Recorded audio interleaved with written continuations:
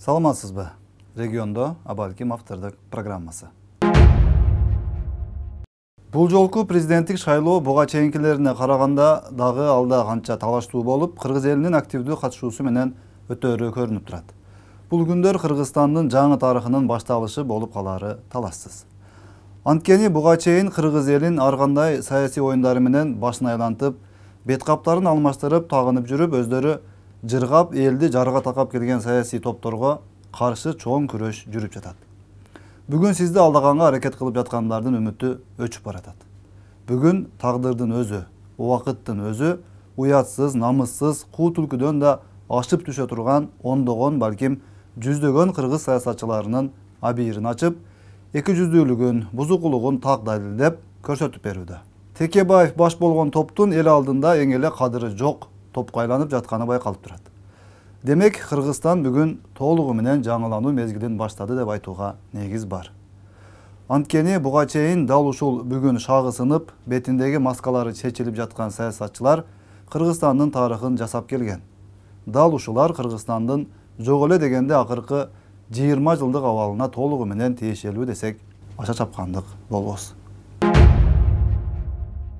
Өмүрбек Текебаев жана анын жакын чөйрөсүнүн Мегакомду сата калайын деп, орус ишкеринен $1 миллион алып, партиясынын гүлдөшүнө жумшаганы тууралуу маалыматты буга чейин деле айтпаган киши калбаган болчу.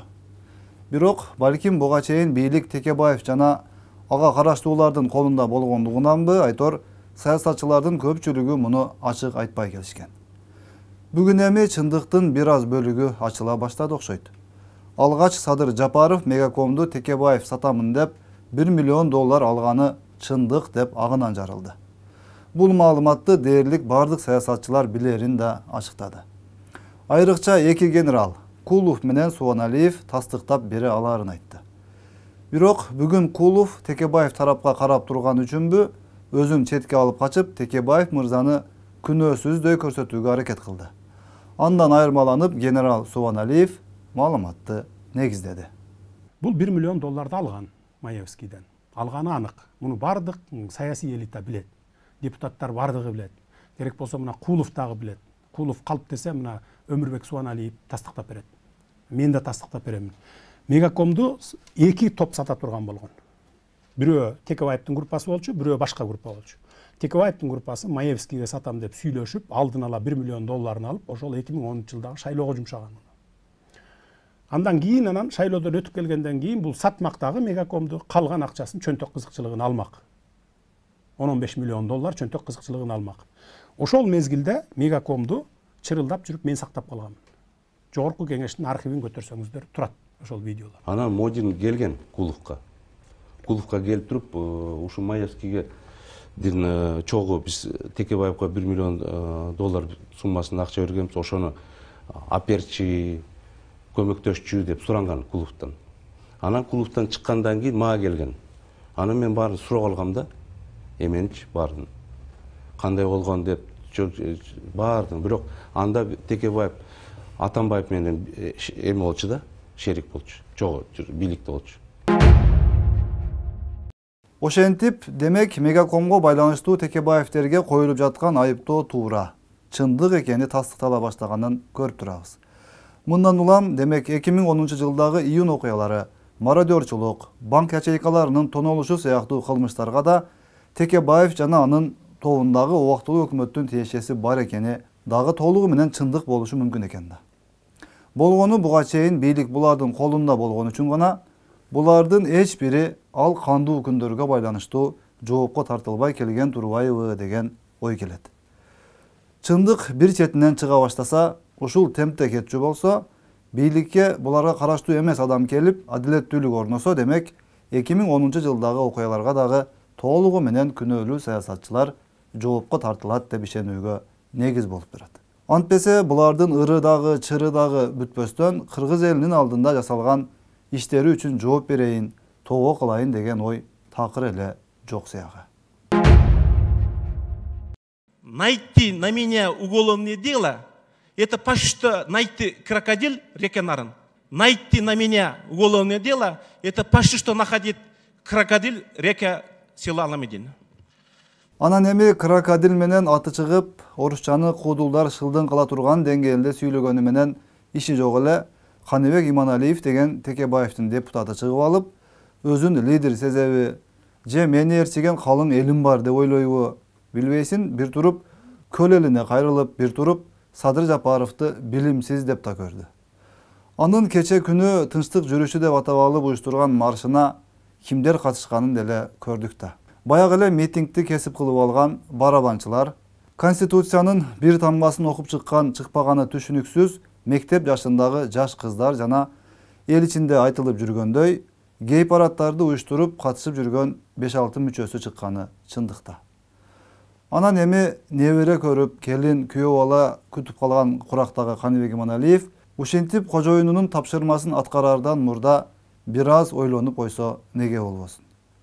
Бул күндөр тарых эмеспи?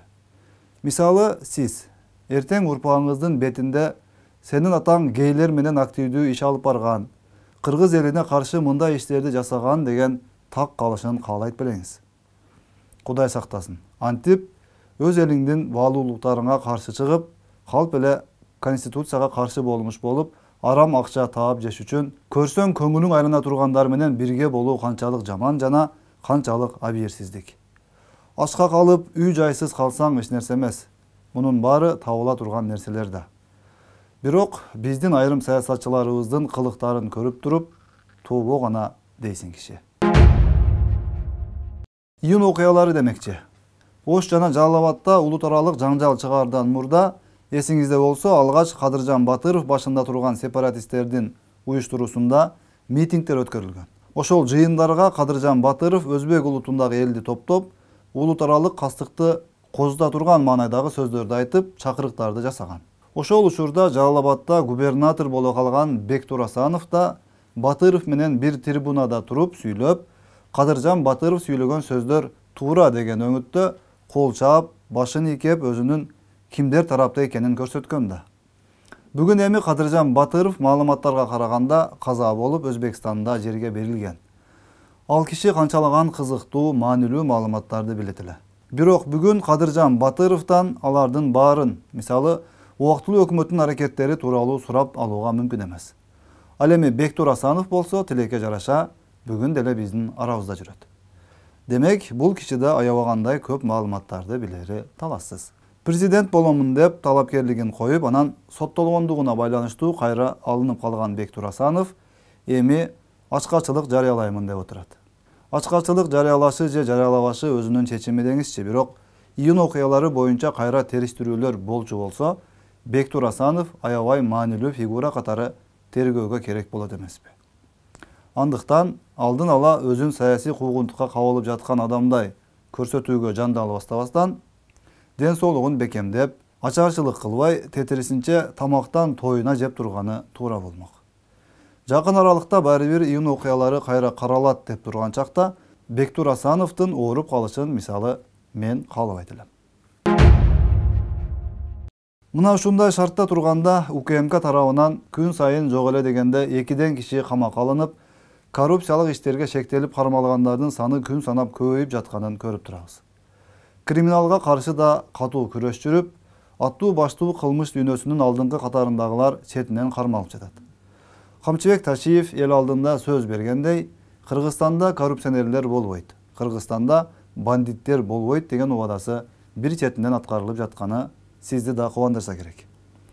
Ташиев менен Жапаровдун 1 сааттагы жөн отурбай, кыска аралыкта элдин пайдасына, мамлекеттин туура жолго салууга багытталган аракеттерин көрүп, колдоого алып, ыраазы болуп отурган калың элдин катары күн санап көбөйүп жатканы чындык.